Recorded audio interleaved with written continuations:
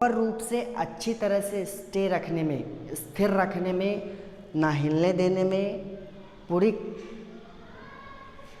कठिनता क्रूरता दिखाने में ये मदद करता है। इसीलिए आपके दांत जो हैं, हमारे दांत जो हैं इतने कठोर होते हैं कि ब्रशिंग के दौरान या फिर किसी हार्ड नट्स को चबाने के दौरान टूट नहीं जाते।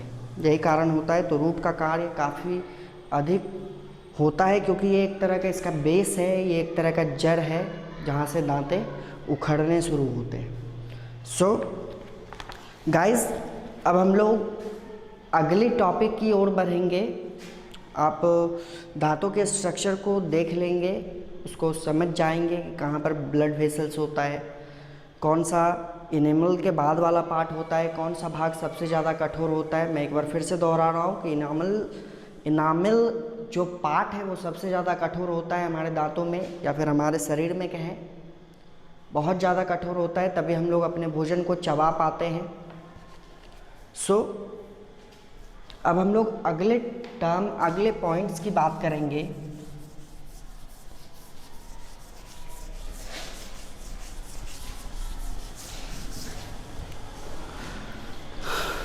Then we will talk about the next term or next point, care of tooth.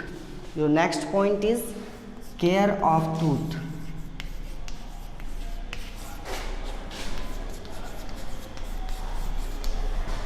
अगर हम लोग केयर ऑफ टीथ की बात करें कि दांतों की किस तरह से हम देखभाल कर सकते हैं, उसे हमें किस तरह से संभाल कर अच्छी तरह से रखने चाहिए ताकि ये लंबे समय तक आपके फेस को सुंदर बनाए रखे।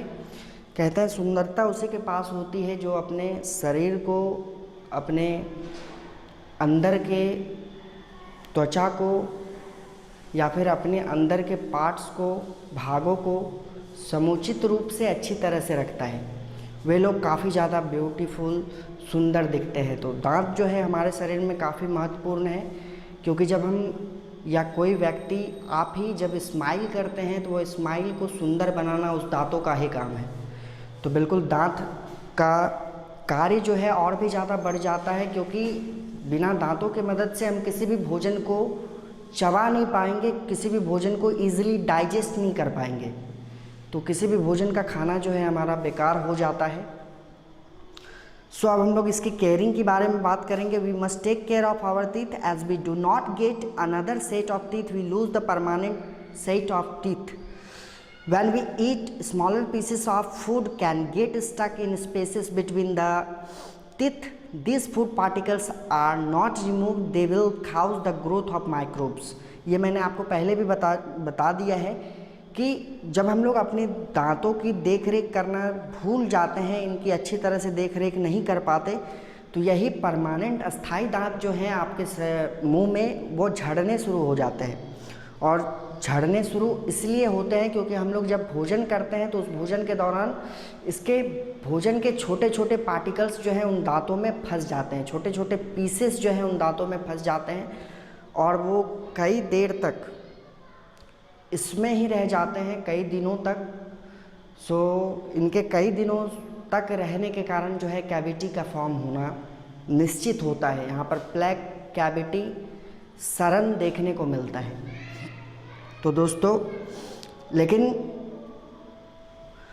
अगर हम लोग अपने दांतों को अच्छी तरह से इन फूड पार्टिकल्स को अपने दांतों के बीच से रिमूव्ड नहीं करेंगे तो फिर ये एक तरह का जीवाणु जो है हमारे दांतों में बना देगा, क्योंकि ये दांतों के जीवाणुओं के कारण, कीटाणुओं के कारण ही ऐसा होता है कि हमारे दांत सड़ने शुरू हो जाते हैं। सो अगर हम लोग प्लेक की बात करते हैं, plaque is a layer on tooth formed by microbes. So अगर हम प्लेक की बात करते हैं, इसे दांतों का मैल या फिर सरन भी कहा जाता है। तो ये उस प्रकार का लेयर है जो कि जीवाणुओं के द्वारा फॉर्म्ड होता है। जो शुगर प्रेजेंट होता है आपके भोजन में, वो इसमें जब अटक जाते हैं, फंस जाते हैं, तो वही आपको माइक्रोब्स बनाने का कार्य करता है। तो अगर हम आगे इसके बारे में बात करें, mostly bacteria feed on the sugar present in the food and produced acid. The acid corrodes the enamel, then it corrodes the dentine. Such bacterial action makes a hole in the tooth known as cavity. When the bacteria reach the nerves present in the pulp, they cause pain. ये चीज़ मैंने आपको पहले भी बताया था और फिर से एक बार फिर से दोहराना चाहूँगा कि जो आपके भोजन में जो शुगर प्रेजेंट होते हैं वो हमारे दांतों को धीरे धीरे ख़राब करना चालू करते हैं। इसीलिए बच्चों हमेशा आप ये गौर से ध्यान में रखेंगे कि हमें कम से कम दिन में 2 बार ब्रश तो करने ही है। 2 बार आपको ब्रश का यूज करना ही है, अपने दांतों को 2 बार धोने ही हैं। सबसे पहले आपको दांतों को सुबह उठने के बाद धोने हैं और दूसरा जो आपको दांत धोना है रात में खाने के बाद सोने से पहले धोने हैं। तब क्या होगा कि आपके द्वारा खाए गए जो भोजन होंगे वो दांतों के बीच अटकेंगे नहीं, क्योंकि रात में खाया हुआ भोजन हो सकता है ब्रशिंग के दौरान जो है काफ़ी मात्रा में निकल जाए और वो शुगर उसमें प्रेजेंट ना रहे।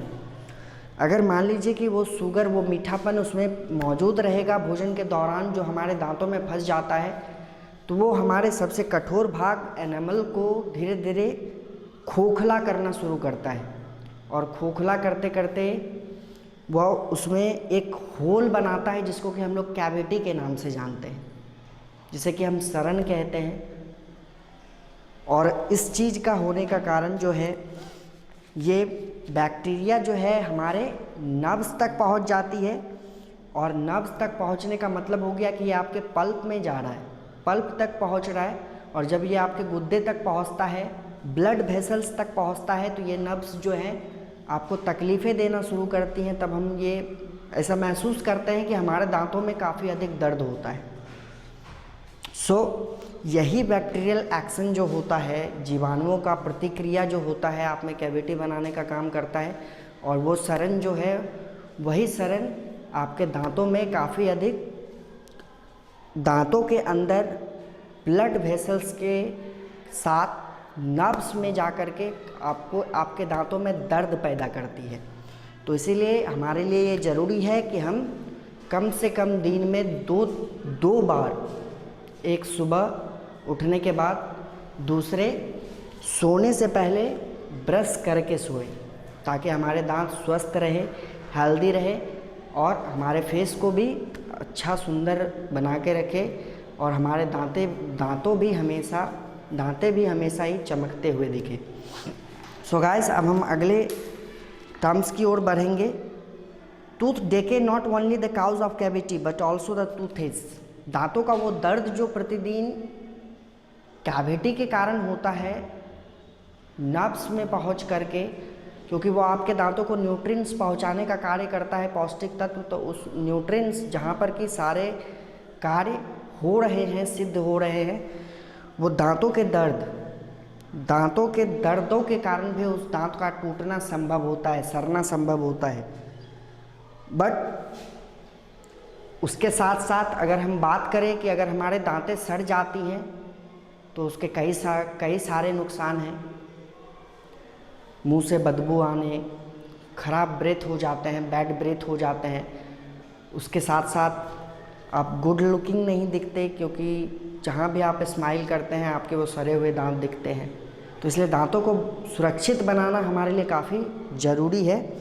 इसके साथ साथ आपने ये गौर भी किया होगा कि कभी कभी ब्रशिंग के दौरान अगर आपके मुंह में शुगर है तो ब्रशिंग के दौरान ब्लीडिंग होना चालू होता है। तो वो ब्लीडिंग जो है आपके शरीर के लिए, आपके दांतों के लिए काफ़ी नुकसानदेह है, क्योंकि वो एक समय में आपके दांतों को धीरे धीरे कमज़ोर करता जा रहा है।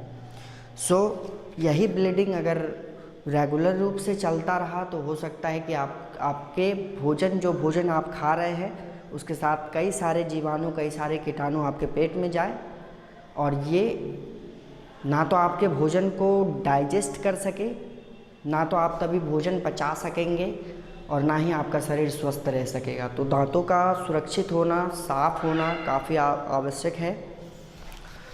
अगर हम लोग अगले टर्म्स की ओर जाए, अगर हम लोग आगे देखें तो कहता है we can keep our teeth and gums healthy by practising the flowing. अब देखिए इसके कुछ नुस्खे बताए गए हैं यहाँ पर कि किस तरह से हम ये सारी कार्य को कर करके अपने दांतों को सुरक्षित रख सकते हैं। तो इसके लिए हमें कुछ कार्य करने होंगे, इसको आप बच्चे ध्यान से सुनेंगे। वो कार्य क्या क्या है मैं हिंदी में ही बताऊंगा। तो पहला जो आपका है, कहता है brush your teeth twice in a day. ये चीज़ मैंने आपको पहले भी बताया है, ट्विस मतलब 2 बार। अपने दांतों को आपको 2 बार ब्रश करने हैं, in the morning waking up and at night before sleeping. In the morning when you wake and before sleeping. So your second term is brush your teeth up and down, back, forth and behind the teeth gently with soft brush. Mulayam brush से अपने दांतों को ऊपर नीचे चारों तरफ brush करने हैं, ताकि उनमें जो उनमें जो शुगर प्रेजेंट हो या फिर उनमें जो वो मीठापन हो वो बिल्कुल नष्ट हो जाए, या फिर भोजन के जो भी कण दांतों में फंसे हो वो बिल्कुल दांत से अलग हो जाए।